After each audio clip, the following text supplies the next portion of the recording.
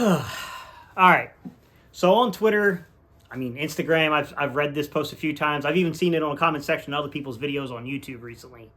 Uh, Here come the comments, guys. Here come the people out of the woodwork about the offense and the way the offense looked and the absence of Jalen Hurts, and that obviously Jalen Hurts is not that big a factor to what the offense does.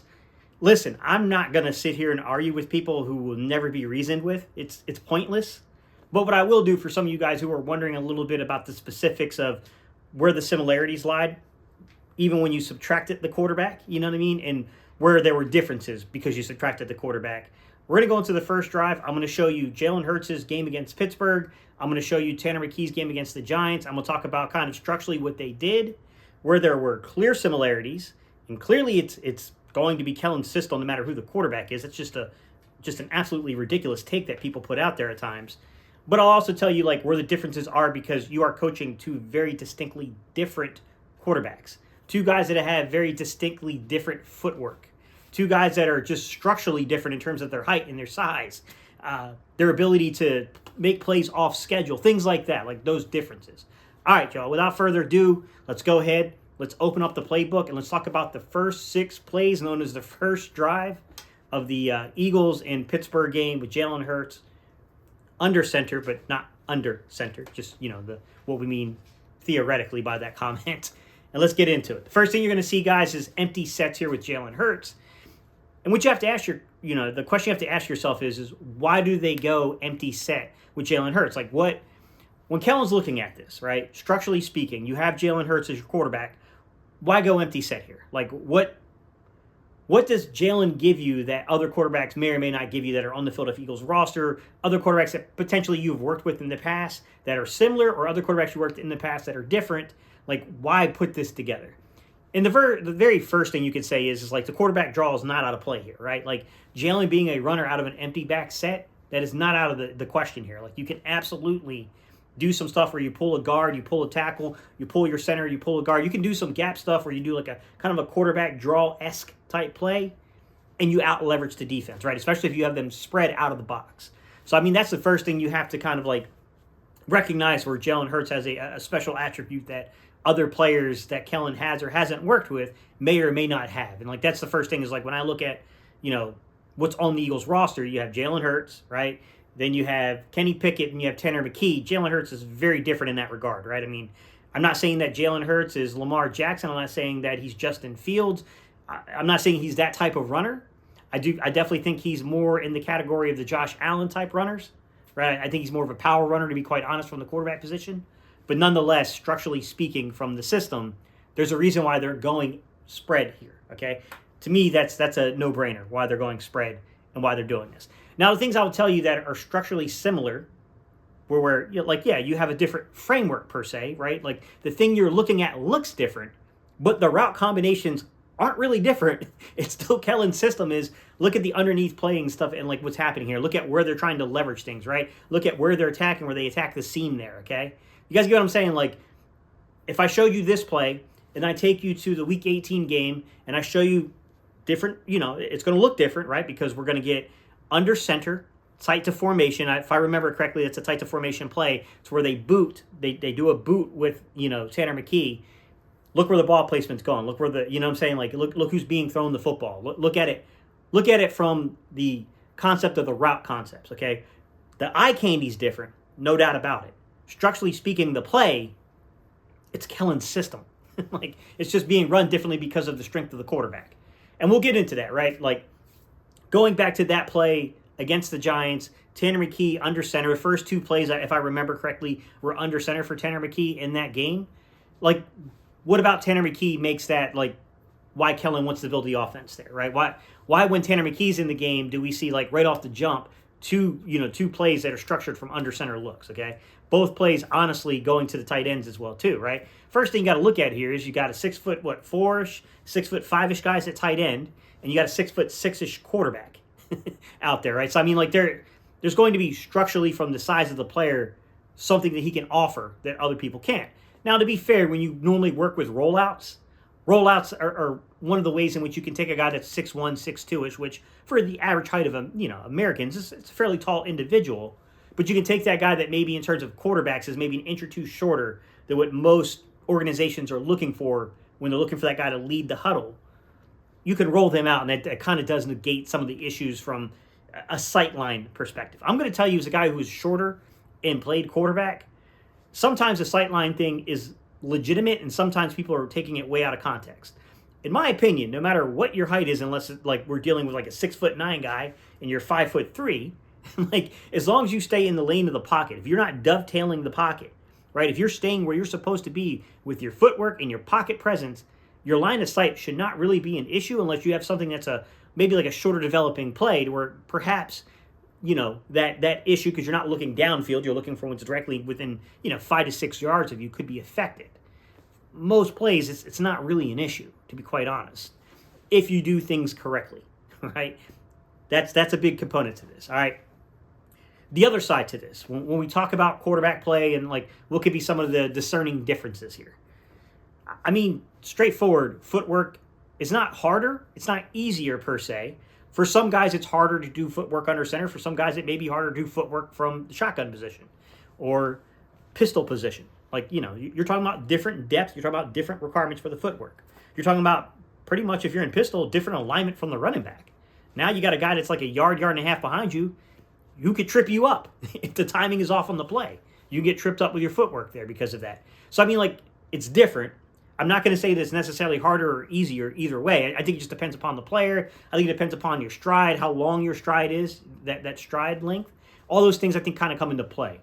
However, I will say if you're going under center in a 5 to 7 step, or if you're booting from out from under center, I will say that there's a subtle lost art of that on the modern NFL, right? Like outside of the Shanahan systems and kind of like what we're seeing from Ben Johnson in terms of Detroit. And I know there's a lot of Shanahan disciples out there. You could probably go as heavy as 8 or 9 offenses that are kind of doing this stuff. When I say doing this stuff, everyone does it, but are doing it at a certain level, certain rate, if you will. Like, the thing I'll say from that is like, yeah, there's a lost art to it, right? Like, there's definitely, like, I think if you make a quarterback kind of get used to that and you plug that in and you're a really good play designer, you can get away with it. But the thing is when you're under center, okay, the first thing you have to understand is that you are going to give up some autonomy to the offensive coordinator. Why? Because you have to hit certain drops. Your steps have to hit certain drops there on your drop back. And you're going to probably at some point, if there's play action built into it, going to turn your back to the defense. So knowing what route should be open versus what coverage, okay, depending upon where your footwork is, what step you're on. So when I hit 5 steps, this route should be open. If it's not open, when I get to my 7th step, this should be open. Okay, or if I get to my 5th step and it's not open, I hitch. That should be open. You get what I'm saying, guys? Like, that's how it works. I get to my 3rd step, this should be open. My 5th step, that should be open. My 7th step, that should be open. My 3rd with a hitch.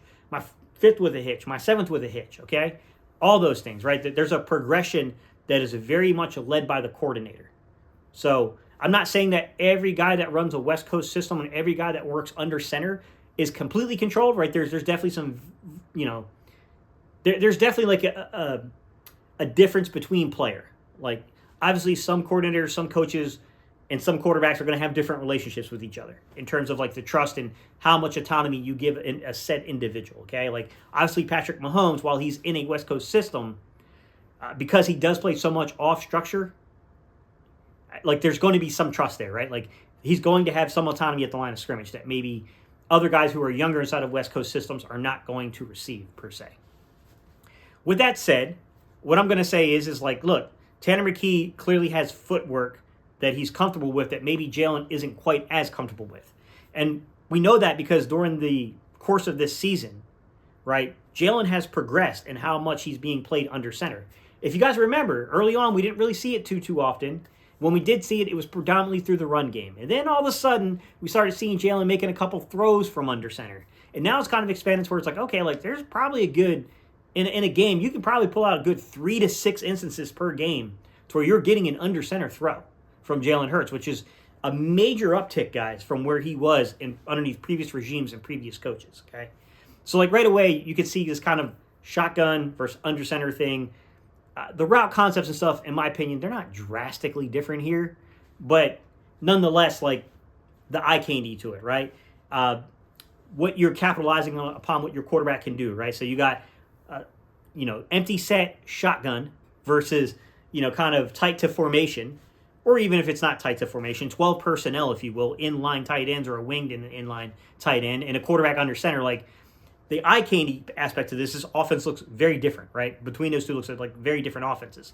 Although the play structure behind it, outside of like a boot versus being in shotgun, the route developments, you get what I'm saying? Like you're still going to build the route developments to match the quarterback's steps, okay? That's going to be just the honest truth of this situation, guys, is that's how they're going to do it. All right, I want to talk a little bit about what I saw from Jalen Hurts inside of the Pittsburgh game, and we have to keep in mind, there are some things I just cannot legitimately tell you without being in a meeting room, and we also have to consider the circumstances of each game, right? Pittsburgh, we are fighting to prove a narrative wrong, okay? The Giants, who knows how hard the Giants were trying in that game, guys? Ultimately, we don't know. We're not in their locker room. We don't know how much effort they put into this game. We don't know how much effort the coordinators put into the game plan. We don't know that, right? I mean, there's reason to suspect that, we may not have gotten the number ones from the Giants the best shot at us, but it's still embarrassing. You don't lose to 2s and 3s if you're the ones. I don't care how bad your team is. That should not happen. With that said, there are some of these external components here to where we can't approach every single team, right? Because structurally you could get differences in the coverage, right? You can get more single high versus 2 high looks. There could be structurally things that are different, and obviously what you're calling from a route development perspective, right, and the progressions from the quarterback based off of those route developments, based off of his footwork and his steps, it's going to vary by the coverage, quite obviously, guys. So, I mean, there's like some of this kind of stuff to where it's like, okay, like we do have to kind of like put a pin in that maybe come back in the offseason and really go over things with a fine-tooth comb to see how teams are playing us. And, like, okay, when we got 2 high looks versus, closed off middle of the field, single high look, like what did things look like from the passing game perspective, right? I mean, it's definitely a conversation I think it has to be had at a later date. With that said, one thing I noticed is the first 4 plays from Jalen Hurts, there was a rhythm to it, okay? Shotgun, empty back set, got you, right? Get up on the ball, get up on the line of scrimmage. Now we're going to go tight to formation, okay? We're tight to formation. We're still shotgun, but now we're tight to formation as opposed to being empty and spread. And now we're going to go after you again, right? And then we go back empty, shotgun formation out of empty, spreading you out. And then we come back to the 4th play, and what are we doing now on the 4th play?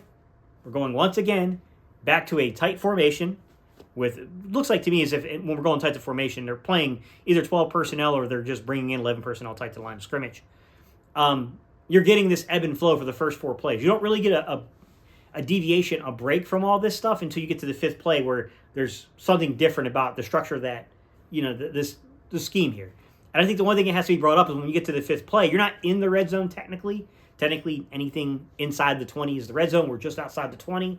But I mean, you can imagine when you're that close, there's room to believe that like you're going now into the part of your playbook, the part of your game plan that deals with the way you want to attack the Giants from the high, they call the high red zone, right? Anything from around the 20-yard line to about the 10-yard line. It's the high red zone. Anything inside the 10-yard line, you're talking about the low red zone.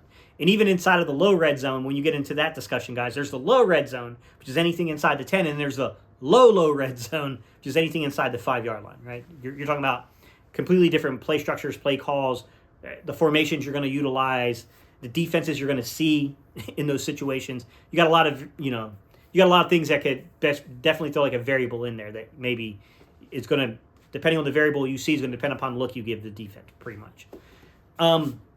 What I saw here was a breaking, though, on the 5th play, and he followed up with the 6th play. Now you kind of followed the structure of empty back set, spread, tight to formation, kind of a little bit more what we would call, when we go tight to formation, basically what we're saying there in terms of the football speak to that, basically the football term for that is to say a condensed split, okay? You have a condensed split. Things are tighter, okay?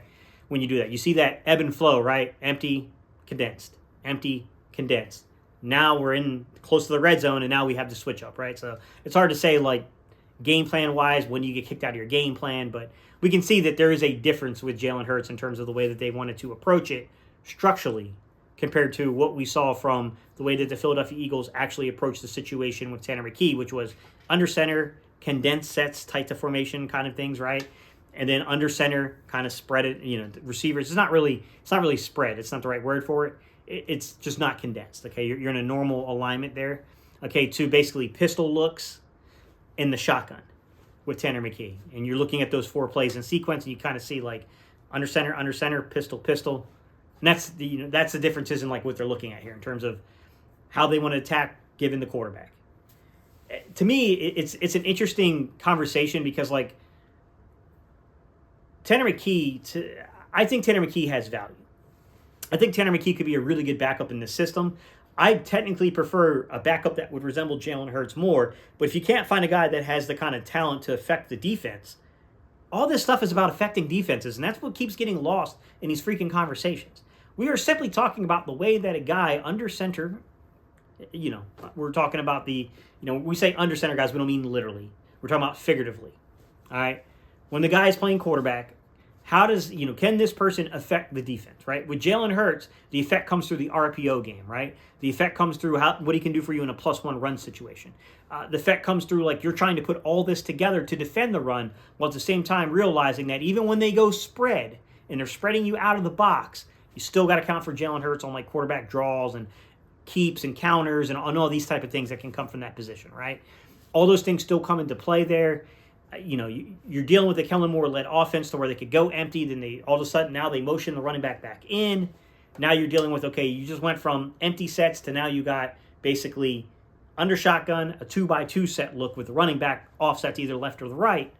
You get what I'm saying, guys? Like, foundationally, that changes a lot. That's how Jalen Hurts can affect you. Like, he's really difficult to game plan for. I don't care what you feel about him. I hear a lot of comments out there that I just think are complete and utter nonsense. These are spoken from people who do not have experience playing the game. They do not have experience playing, in particular, quarterback. It's interesting to me to hear people speak sometimes about things. What I will say is when you get to Tanner McKee, like now you're asking yourself, like, what does he do well and how does he affect the defense? What Tanner McKee does well is he understands his limitations. Tanner McKee is not going to go out there like Jalen Hurts trying to basically duck the rush and hang in there longer to get the ball downfield. If he sees pressure and he knows, like, oh, okay, that's blocked up all the way to the 6th man, and when we get to the 6th man, now I have a responsibility as a quarterback. That's my responsibility. If he breaks free, it's my responsibility to get us into a play quickly to where, he can't burn us. That's when I got to go hot. That's what Tanner McKee is, right? Tanner McKee's not going to try to duck and slide him. Tanner McKee will use subtle manipulations of the pocket to get the ball downfield. I thought he had a really good play to where my guy Fred Taylor, and I think Fred Taylor's had a really good year as a backup, but Fred Taylor got beat on the first drive pretty good there. He was getting driven right back into Tanner McKee's face, and Tanner McKee stood tough and made like just kind of like an out route throw out to Dallas Goedert there. I thought that was, out of all the throws that people keep talking about with Tanner McKee, I thought that one in particular showed me he's got a little cojones, guys. Like, he's not afraid to take a hit, but it's not his game. You get what I'm saying? Like, he's not going to try to have a free rusher coming at him, and he's going to try to slide and manipulate the pocket, try to duck the rush, basically, and then try to push the ball downfield. Tanner's going to get into where the hot is. Where's my check down? Where's my hot read? Where's the route coming right behind this, essentially? This guy's coming. They're overloading. They're coming this way. There should be something here that basically fills that defender with a player. That's what Tanner McKee does best, right? That's what he talked about it himself. Like, what does he do well?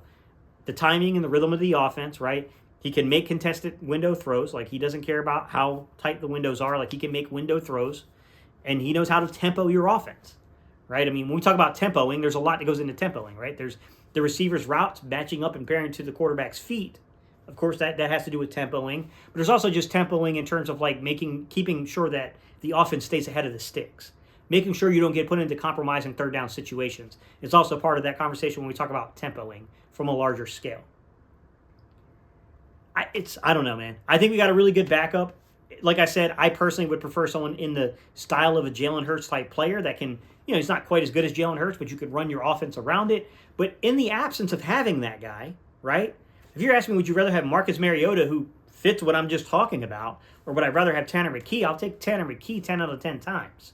He's not exactly, what you're looking for, but when you make those subtle manipulations, right, when Kellen Moore starts to now build into the play, he's got this element of the playbook that's going to suit a guy like Tanner McKee a little bit more than a Jalen Hurts type player, you can roll with the Tanner McKee. You can still keep your offense competitive. Now, with that said, there's still a huge difference between game planning for a Tanner McKee versus a Jalen Hurts. I'm just going to be honest, guys. Like, Jalen Hurts is a far more difficult person to game plan for. Jalen Hurts can burn you if you go man coverage. Simply put, you can say, you know what?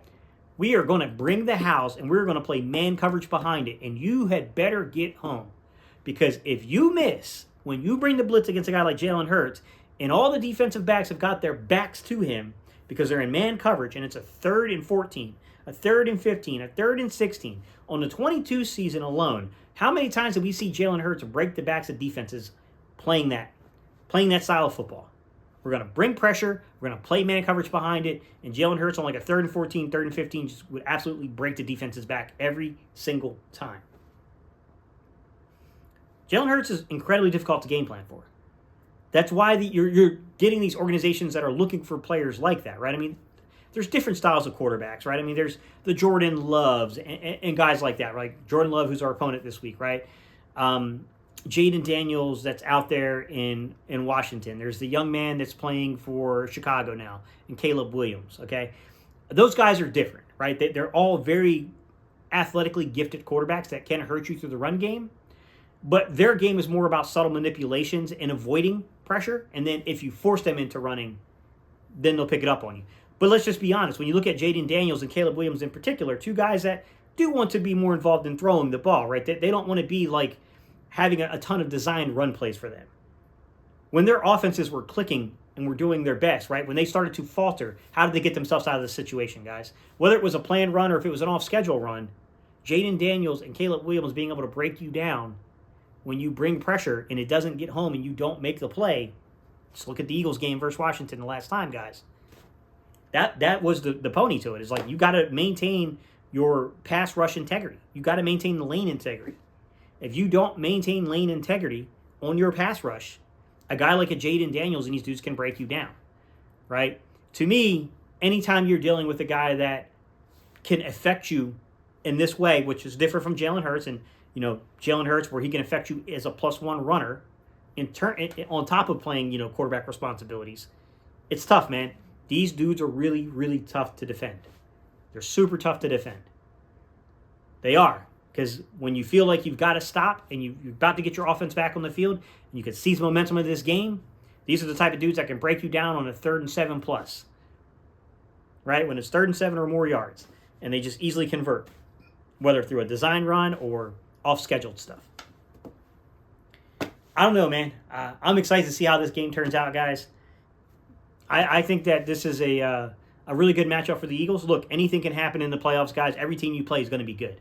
Every team you play is going to be pretty decent in the playoffs, right? You're not going to play a complete slouch, right? There's no warm-up game, per se, in the playoffs normally, minus the 22 Giants, which was a laughingstock because, I don't know, who did you play? Who did you play? You mean the team you guys all pumped up that was going to beat us? That team? The team that won a playoff game? They beat the Minnesota Vikings. We're coming to the link. Jalen Hurts had an injured shoulder, and you guys kept telling us we were going to lose that game. And Jalen absolutely torched them in the first quarter of the game. By the time we hit halftime, we probably could have almost sat Jalen Hurts because that's how much that game was over. And then you want to sit there and try to nitpick stats without the context of the thoroughness of the beatdown they received. It's funny to me, man. These people are funny to me sometimes, guys. Hey, guys, real quick, for you guys that hung around. I do want to talk a little bit about the channel, guys. I know I've been a little bit inconsistent in posting. Guys, it has a lot to do with my daughter. One of my nieces, I call her my daughter, but she is my niece. We have custody of her, guys. And it's a lot, man. She was born with Down syndrome. She was in the NICU for over 2 months. We brought her home on Easter weekend of last year. There's a lot going on here, guys, in terms of like all the medical care that is needed, and it primarily falls on my shoulders, guys, because I'm the one who has the flexibility in terms of work schedule. My wife still teaches. You guys know that I left the teaching field back in 2019. It's tough, man. It does cause me to have some fluctuations in terms of like how consistent I can be at times with posting, because there are appointments that just, that they take up the prime time that I could be filming content, researching stuff, or going live, to be quite honest. What I will say is that I am working on things. And the other side to this, guys, is that I get a lot of offers from a lot of different organizations to do sponsorships. That's thanks to you guys. That's because even though I'm a content creator that has around just short of 10,000 subs, There's a lot of engagement on my channel. They look at that kind of stuff. So, it's because of you guys that they offer me these things. The problem is I have a duty to you guys to not bring you junk. And there's been a few times I've worked with sponsors that I thought, they offered a decent product. It made sense for it to offer it to my audience. But the problem is that if I want to be lucrative on this channel in terms of, when I say lucrative, guys, I'm talking about turning it into an actual business model. I would have to take a lot of those deals. I don't want to have to take those unless it makes sense. I don't want to just be pumping out a bunch of crap that I don't necessarily agree with, that I think is crap deep down inside. So in order to do that, essentially what I got to do is I got to find out what I can offer in terms of product. And I think what I've come to the conclusion of, and guys, I'm going to do merchandise again, all right? I'm just trying to get quality merchandise out to you. The merchandise game in terms of this YouTube space is very competitive now. There's a lot of content creators doing that, and I don't want to be one of those guys that's just putting out junk merchandise for people to buy, and then like 2 months later, it's just, you know what I'm saying? Like, it's not even like something you can use because it's just coming from these vendors who are just trying to take content creators' monies, who are just taking money from their audience. I don't want to be in that loop. I think there are people who do it really well. My guy LB does it really well and understands the marketing side of all this stuff and understands how to build a brand, how to build let's be real. Not only did LB build a brand, like he built a movement, like to be quite honest. I'm going to bring that side of things back, but it's going to be done a different way, guys. Now, what I will tell you is what do I offer? Like this content creation game it's a bit of an echo chamber right now. You can't tell me you haven't noticed that, guys. How many times can you basically listen to the same thing in a single day? Where it's the same content creator, not the same content creator, but it's another content creator saying the same thing for like the 10th time, right? I mean, not offering anything different from what the other content creators that you guys have built relationships with and well, and you go to them for the news cycle stuff, right? It just becomes like a complete echo chamber in here. And like I've never wanted my channel to be that, okay? I'll admit I've been very fortunate because of the friends I have in this space, okay? Not everybody has friends like my guy Philly Mike, man. Like I've known Philly Mike since we basically started our channels, right? We're pretty close. My guy LB, like LB was one of the first, mind you, at the time, Mike and I were really small content creators. LB was the first guy, was the first of these, the bigger content creators that had been around since the 2017 Super Bowl run, who basically said like, hey man, this guy actually has something of worth to listen to, and brought attention to my channel. So like, I definitely have benefited in ways that other content creators haven't. However, what I want to point out is that everyone has like a niche that they fall into, okay? And even the niche that I'm in now, which is more catered towards the analytics side of things, and it's catered towards film study, like breaking down and showing you literally the film behind some of the things you're hearing people say, right? I've even done reaction videos before, and there's the Julian Lucas channel, I believe is his name. He does reaction stuff. I've done the reaction stuff, but before too. And to be honest with you, one of my highest viewed videos is a reaction video from a podcast, listening to what they said and then kind of breaking it down clip by clip, what's being, like my perspective on it, essentially. I like reaction type videos. I'm not getting any form of content. And there's plenty of people who do film breakdown, right? I'm not the only one, man. Like there's Breaking the Birds. There's like the Inside the Eagles people. There's Fran Duffy does it. I mean, there's plenty. I mean, there's a lot of us that break down film. I'm not unique in that perspective. But where I do think I am unique is I'm one of the few people in this space who has not only played, but has coached. I'm one of the few people in this space that not only breaks down film, but educates and teaches. And I think that's what, when I look at building a product for you guys, right? Coming up with an idea, concept. I think that's where I have something to offer that maybe other people can't offer. And basically what I'm saying is I think I'm going to start to build a actual instruction series to where my targeted audience, the people I want to target with this, are single mothers or single fathers who have a son or daughter that, don't know the basics of how to throw a football, don't know the basics of how to throw a ball, period, and need to be shown it. Like, you don't know what you don't know. Like, that's the sad thing about this is like there is a little bit of gatekeeping when it comes to these things, right? So being able to provide a service for people to help them out, to teach them what to teach their kids and how to have that quality time in the yard, at the park with their kids, being able to help foster that type of relationship is something I'm interested in. It's something that I would love to be one of the people that kind of helps facilitate something like that. Outside of just, it doesn't have to be single mother or single father, just, like a father figure that like, hey man, I just never had the chance. I had, I busted up my knee or I hurt myself when I was young and I'd never had the opportunity to really play football like this. I never got a chance to actually, like, outside of enjoying watching it, never got the chance to really understand the fundamentals behind things. Being able to provide and help that person coach their son or their daughter, an uncle, an older brother, it doesn't matter to me, guys. You get what I'm saying? Like, I think I can fill that role. I can help out by providing essentially something that goes through step by step to take your son or daughter who may never play, you don't have to play sports, but you just want to be able to spend quality time with them. They have an interest in this, whether it's softball, baseball, football, like anything that revolves around that, like I can definitely help. And be able to build something to help you guys out with that. And, even past that, like say you do have a kid, a son or a daughter, you do want to enroll them in competitive football, but right now you don't want to spend, and let me tell you, it can be quite expensive. You don't want to spend the money to put your kid through a camp when they're at level 1, or even worse, they're not even at level 1 yet. And putting them in this camp is just going to be this amount of money you're spending where, of course, they're going to learn something, but it's going to be overwhelming. Like, how much of it are they going to retain because of the length of everything? And just how much they have to learn, like just the total amount of the stuff they have to take in, right? I'm hoping that like this product series that I'm going to build for you guys would allow you guys to be able to take a child in that situation and start them off with the basics, or skip forward if you're already past those very basic concepts. Like, be able to take that son or that daughter and get them ready for a camp. Be able to take them from where they are now to where when you put them in a camp, they're going to get the most out of that football camp. Something that I've spent time myself working, and I never thought I would work camps. Like, when I was in the Navy, guys, my way that I visualized all this, the way, I was like, I'm going to be, this is funny, so you can laugh at me, it's okay. I want to be a PE teacher and I want to coach football. That's all I knew I wanted to do. By the way, I never became a PE teacher, in case you're wondering. I became a social studies teacher. But, my degree path was in history, and some of you guys know I actually worked historic sites for a while as a historic interpreter. With that said, like, that's how I started off, man, and from that, I got introduced because I needed to have a background coaching. So I'm like, all right, I'm going to find a Pop Warner program or something, or, a Little League baseball program. I need to have it on my resume, my record, in order to be able to actually be competitive when I go to these schools to be able to coach. So I started off coaching Pop Warner football in Suffolk, Virginia. Small, nothing there, guys. It's not a big place, all right?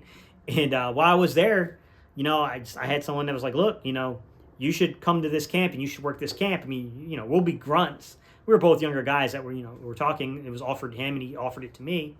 You're going to be setting up the cones, you'll be setting up the drills, but there's this kid there named Percy Harvin. That's how I got my start, guys, was setting up special teams drills for Percy Harvin out in Virginia Beach. That was the first camp I ever worked. I'm not a special teams guy, by the way. It's probably my least effective area. I do spend time. I've had videos where I actually break down special teams play to you guys. I explain some of the different alignments and what the responsibilities are, because I think that's one of the lesser known things. Only us true, backups when we first started, when we had hit maturity at the same rate that some of our other colleagues were, we had to start off on special teams. So like we had to learn it, but I was never a really good special teams player. I think that takes a distinct mindset to be good at special teams, to be quite honest. With that said, guys, that's what I'm looking at. That's one of the products that I will be building.